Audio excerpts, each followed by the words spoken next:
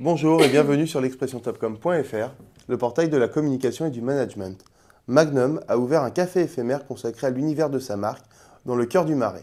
Pour nous parler de ce flash, nous recevons Solène Paillard, chef de produit Magnum. Bonjour. Bonjour. Alors avant de nous parler plus en détail du café éphémère, est-ce que vous pourriez nous faire un petit rappel sur Magnum ? Absolument. Alors Magnum, c'est la première glace, c'est la première marque de glace du marché en valeur. Aujourd'hui, c'est une marque qui est née il y a un peu plus d'une vingtaine d'années et qui est arrivée sur un marché en fait qui a un petit peu cassé les codes du marché de la glace, puisqu'il y a 20 ans, on était plus sur une offre familiale. Les glaces, c'était un peu destiné aux enfants et aux familles. Et en fait, Magnum est arrivé avec un positionnement de glace pour les adultes, de glace gourmande, avec toute la gourmandise assumée qu'on peut lui connaître, avec une communication assez sensuelle et un ton qui était assez nouveau pour la catégorie. Les valeurs clés de la marque, c'est effectivement la gourmandise. C'est une marque qui est très associée au chocolat aussi. Souvent, nos consommateurs nous disent que manger un Magnum, en fait, c'est un alibi pour manger du chocolat. Le fameux double chocolat de Magnum. Ouais, entre autres, exactement. Et cette année, on a une innovation d'ailleurs qui est 100% chocolat, qui est en train de pas mal cartonner, justement parce qu'elle répond vraiment en fait à l'attente des consommateurs de la marque, qui s'appelle Magnum Infinity. La marque, elle est aussi très liée à l'innovation. Dans toute l'histoire de la marque, il y a toujours eu, alors certains doivent se rappeler des 5 sens, des 7 péchés capitaux, plus récemment de Magnum Gold, qu'on joue beaucoup sur des séries limitées, les notions d'urgence, et l'innovation est vraiment un driver clé de demande sur la marque. Alors, qu'est-ce qu'un café éphémère ?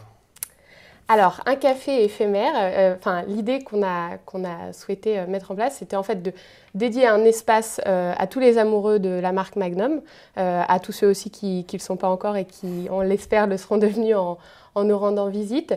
L'idée, c'était d'avoir un espace dédié pendant 4 semaines dans lequel on allait pouvoir offrir à nos consommateurs une expérience complètement unique et inédite, puisque dans ce café éphémère, ils peuvent créer le Magnum de leurs rêves.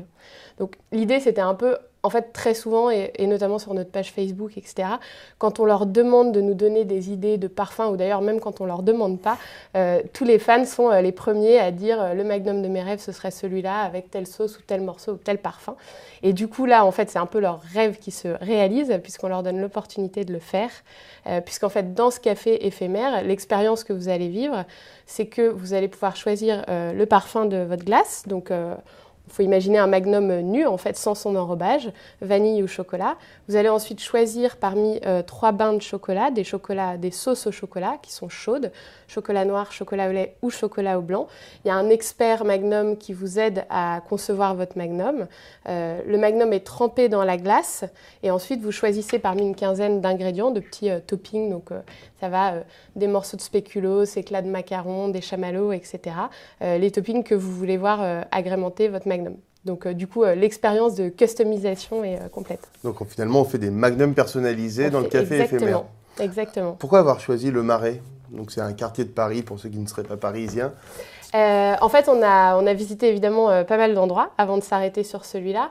Nous, on avait, on va dire, 2 objectifs principaux. Le premier, c'était qu'il y ait un fort trafic naturel, évidemment, donc que les gens passent spontanément devant la boutique Magnum, et que ce soit aussi un quartier qui corresponde à notre marque et à l'image de la marque. Et en l'occurrence, le Marais est un quartier assez branché, dans lequel il se passe pas mal de choses sympas. On trouvait que ça s'inscrivait bien dans ce qu'on voulait faire. Par ailleurs, le lieu en lui-même, en fait, est une galerie d'art à l'origine. Donc c'était déjà un lieu qui était très beau, avec des très beaux matériaux et qui nous a aussi séduit pour cette raison-là. Alors pourquoi avoir fait quelque chose d'éphémère finalement ?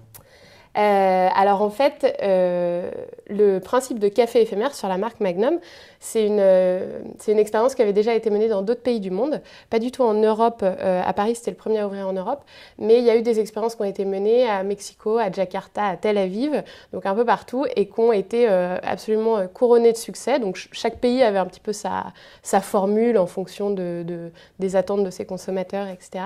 Mais c'était bien sur des concepts éphémères et du coup, c'est ce qui crée aussi cette notion d'urgence et cette attente chez les gens. Et du coup, on a un petit peu répliqué cette formule en France. Ça s'inscrit bien aussi dans l'ADN de la marque et dans ce que je disais juste avant sur cette notion d'innovation, d'édition limitée, etc. On a toujours eu un peu cette stratégie sur Magnum. Et du coup, le café éphémère répond bien à ça aussi.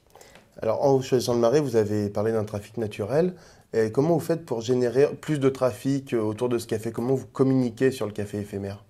Alors en fait, on a mis en place un plan média dédié à cette opération pour effectivement générer du trafic vers le lieu. C'est un plan qui se décline un peu en 3 dimensions. La première, c'est qu'on a eu enfin la première, en tous les cas une des 3, on a monté un partenariat avec la radio Nova, où en fait on a eu des petites chroniques et des pubs sur la radio Nova, donc en amont de l'ouverture et pendant l'ouverture du café. Comme c'est une radio assez parisienne et qui correspond aussi assez bien à la cible qu'on souhaitait, forcément ça a généré du trafic. Et on a aussi délocalisé l'antenne du Nova Club, qui est donc l'émission assez connue du samedi soir, qu'on a faite en direct du Magnum Café le samedi 2 juin, donc au début de l'expérience, avec des DJ sets et les animateurs qui émettaient en fait en direct du Magnum Café. Donc ça a permis de faire pas mal de notoriété sur le lieu.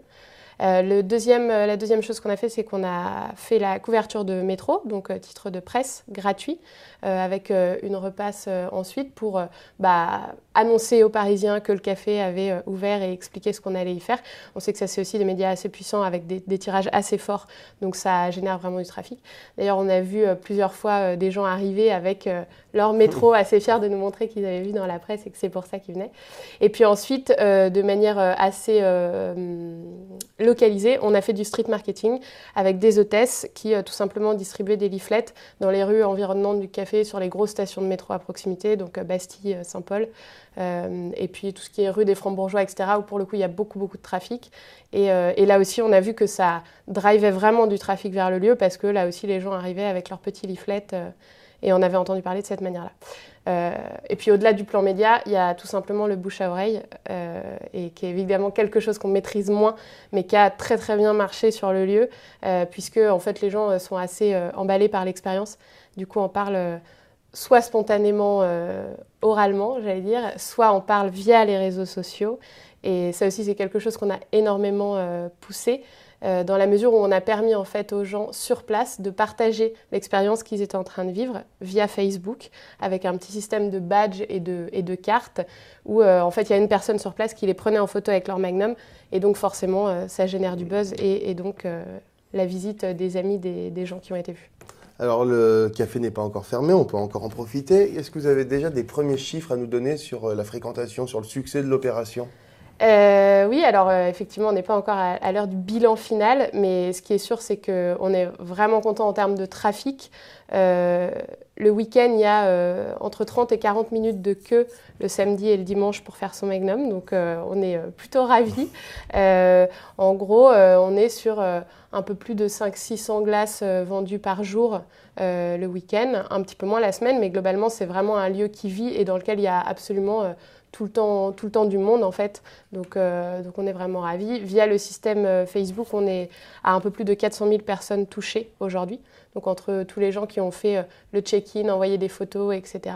Donc il y a une forte viralité, et puis on a eu aussi des très bonnes retombées dans la presse, en télé, en presse, via les blogueurs aussi qui ont beaucoup adhéré au concept. Donc c'est plutôt une opération, enfin pour l'instant en tous les cas, on est assez content des résultats, ouais. Alors juste une petite dernière question, est-ce que c'est un coup d'essai, c'est le premier en France, en Europe? Est-ce qu'on va revoir des cafés éphémères ou pour l'instant c'est pas d'actualité? Alors il y a d'autres pays d'Europe qui vont effectivement ouvrir après la France. Nous on était le premier en Europe. Il va y en avoir quelques autres dans d'autres capitales européennes, vous découvrirez ça bientôt. Nous on a vraiment eu la volonté de faire une opération effectivement éphémère et événementielle avec ce café. Voilà, l'heure des bilans viendra et on verra ce que réserve l'avenir. Très bien, merci Solène d'être venue répondre à nos questions. Merci à vous.